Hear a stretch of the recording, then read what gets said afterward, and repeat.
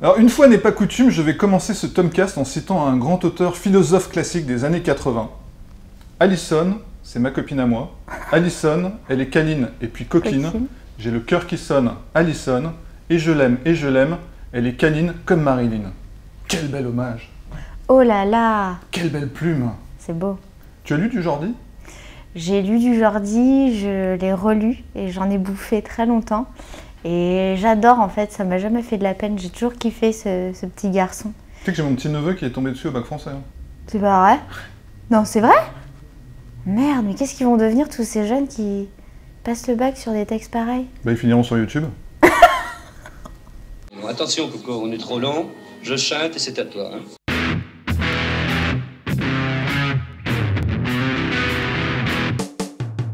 Vous avez été plus de 350 000 à regarder mon Tomcast de l'immense Jérôme Niel, et bien voici selon moi son équivalent féminin. Elle a 28 ans et elle commence à la télé tout en suivant des études de lettres modernes, puis elle attaque le théâtre et les petits rôles de ciné avant de se faire aspirer par YouTube.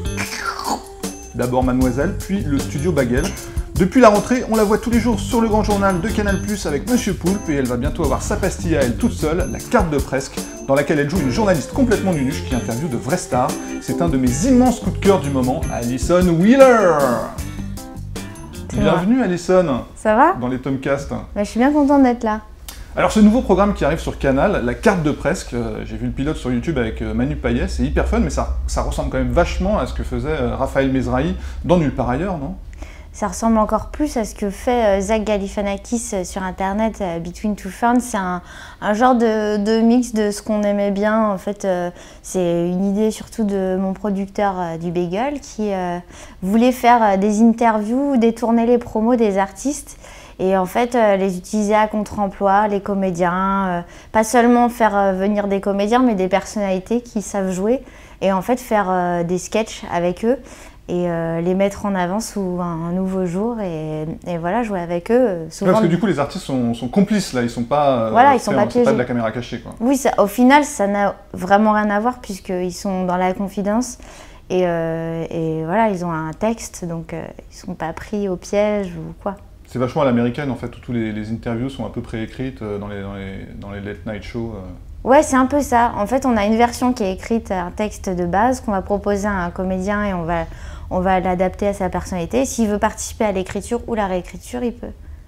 Alors revenons un peu aux origines d'Alison Wheeler, si tu le veux bien. Oui. Dans ta biographie du studio Bagel, il est écrit que tu es la fille de Zaya et de Bernard-Henri Lévy. Ils étaient comment comme parents?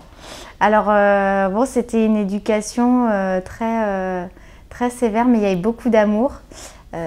Beaucoup d'amour pas protégé.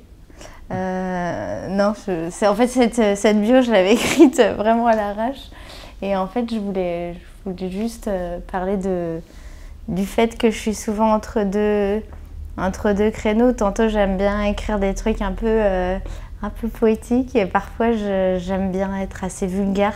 Du coup ça me faisait rire de confronter les deux univers.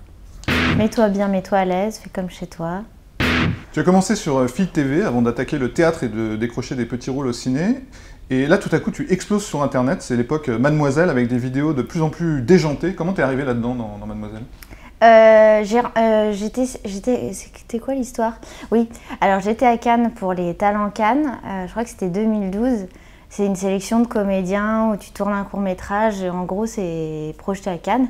Et ça, c'était plutôt cool. Et en fait, là-bas, il y a Maxime Muscat, un ami qui faisait des vidéos avec Fabrice Florent de chez Mademoiselle. Et en gros, il est venu complètement à l'arrache dans une projection. Je sais plus, il faisait ses défis encore à l'époque. Et je suis intervenue dans une de ses vidéos. Et après ça, on est devenus amis. Et puis Fabrice Florent savait que j'écrivais et il m'a proposé voilà, de lui lire des textes, des trucs que j'avais envie de jouer. Et on a fait des vidéos ensemble. Voilà, je crois qu'on en a fait 5, un truc comme ça. Non mais ça va pas les filles! Mais on boit pas du whisky sans glaçon! Wow! Non, il y a un sketch mythique, parce que du coup, je me suis regardé toute ton œuvre, Mademoiselle. Oh, mon œuvre! Et franchement, j'étais passé à côté de certains trucs. J'invite vraiment tous nos amis internautes à se précipiter là-dessus, notamment le sketch mythique de la nuit où j'ai été maman. Ah! qui est remarquablement bien écrit. Sympa. Je vais me permettre de citer un petit extrait. Je t'en prie. Ouais. C'est donc l'enfant qui dit à sa maman « Maman, j'arrive pas à faire caca » et tu lui réponds « Bah, tu veux que je te mette un CD de Florent Pagny? Bah, je m'excuse auprès de Florent Pagny et du caca, c'est pas sympa pour les deux. Ouais, J'ai pas cool. peur, moi. Je sais que t'as pas peur, Ça me fait pas peur tout ça. sinon tu serais pas là. Qu'est-ce qui t'a plu dans l'aventure Mademoiselle? Parce que t'avais déjà fait quelques petits rôles au ciné. Ouais, en gros, ça n'a rien à voir.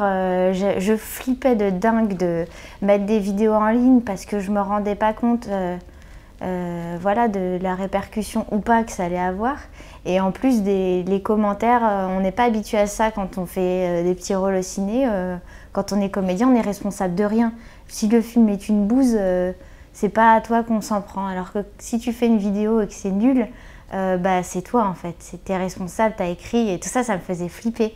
Et ce que j'adorais, et ce que j'adore toujours quand j'écris des vidéos, c'est la liberté en fait, le fait de pouvoir dire n'importe quoi et n'importe comment. Après, bon, c'est libre à soi de pas justement écrire trop n'importe quoi, mais t'as une liberté qui est incroyable. N'hésite pas à donner de ta personne parce que là, c'est chiant. Hein. Je suis là, je suis avec toi Thomas. Ensuite, tu enchaînes avec Studio Bagel, avec encore plus de succès, et te voilà dans le sketch qui a tout déclenché en moi. C'est le dernier verre. Bon bah voilà, comme ça c'est fait. Là-bas c'est ma chambre, tu peux te mettre tout nu, on va faire l'amour. Demain je te dirai que je cherche une relation stable, tu me diras que t'es pas prêt, mais c'est pas grave, on s'engueulera et on se reverra plus jamais, d'accord? C'est là que je me suis dit, cette meuf sera une grande actrice.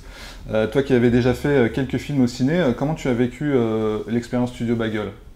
Je suis arrivée là-bas dans cette équipe qui était déjà pas mal soudée. C'était pas évident parce que moi je me sentais pas très légitime au début, je cherchais un peu ma place.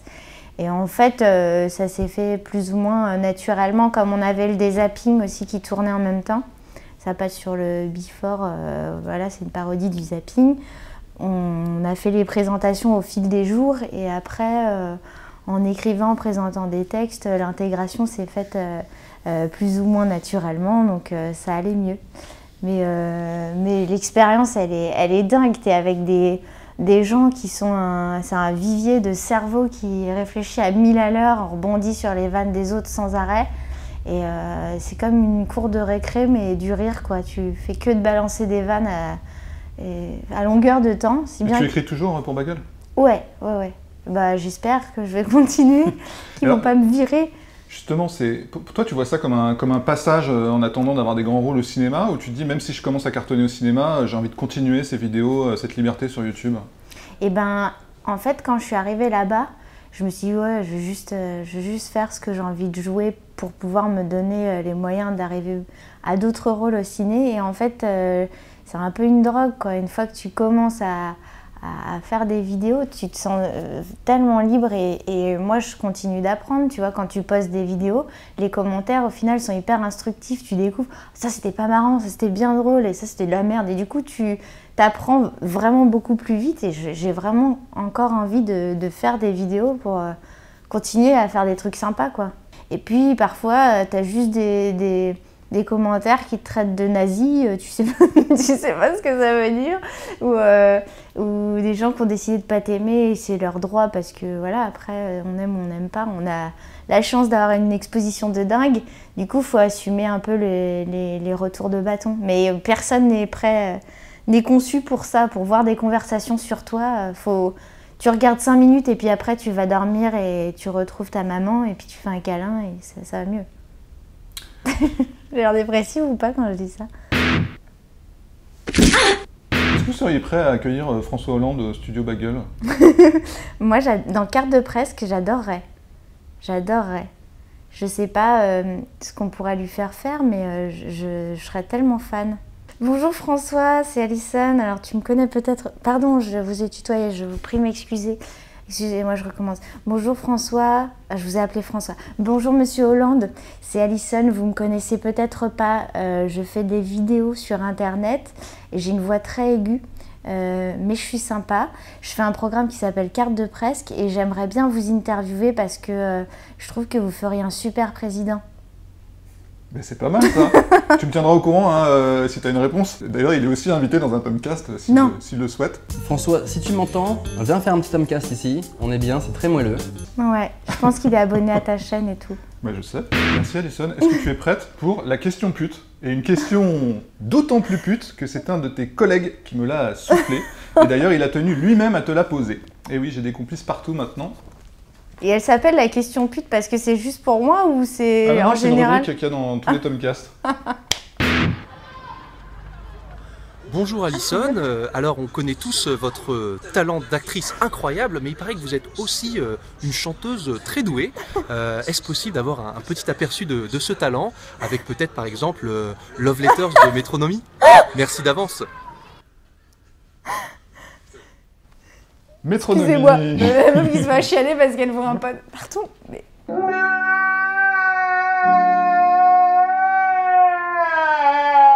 Quel crevard celui-là. Parce que cette chanson Love Letters de Métronomie n'est pas facile à chanter. Et comme on avait dit question pute, hein. Elle est vraiment... Et en fait, ça fait ressortir toutes les cordes vocales pas droites que j'ai. Je dois la chanter du coup. Obligé. Ok. 7, 8... Oh non. Love Letters. Love Letters. Voilà. C'est désagréable, tu vois ce que je veux dire? On dirait qu'un robinet est mal fermé. C'est pas cool. Mais Maxime, il est jaloux. Il aime pas mon aura. Monsieur Poulpe, ton collègue, t'a dit récemment devant des millions de téléspectateurs: vous n'êtes pas assez belle pour faire la météo.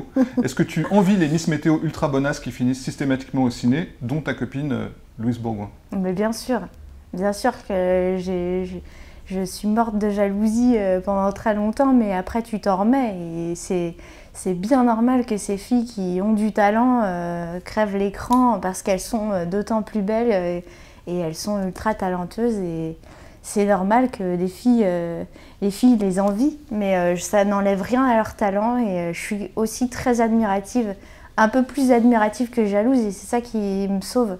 Sinon je serais malheureuse. Bah moi je te trouve très jolie en tout cas. Oh, et oui. Je fais un cœur avec les doigts.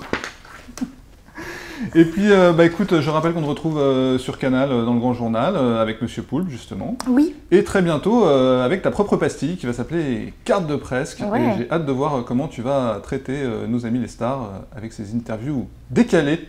Tu me diras si t'as bien aimé. Eh ben bien sûr, on se reverra. Ok, et je vais sortir le single de Love Letters, la reprise. Et je vais envoyer un texto d'insulte à Maxime Muscat, là. Et ben voilà le scoop que j'attendais. À bientôt Alison. Ciao, ciao. Salut.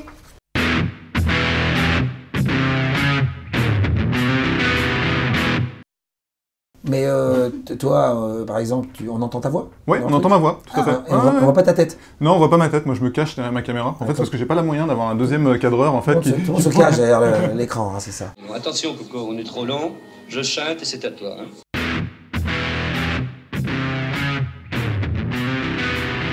Il y a un truc que j'ai jamais compris chez Ardisson, c'est pourquoi est-ce que toutes tes émissions sont montées? Est-ce que c'est parce que t'as pas les couilles d'affronter à la loyale tes invités? Non, c'est pas ça. C'est que c'est comme au cinéma. Quand on tourne un film, on diffuse pas les rushs. Quand un journaliste de presse écrite nous interviewe, on dit plein de trucs, ça se termine en général sur 1 ou 2 pages. C'est-à-dire qu'en fait, le principe, c'est de montrer aux téléspectateurs ce qu'il y a de mieux.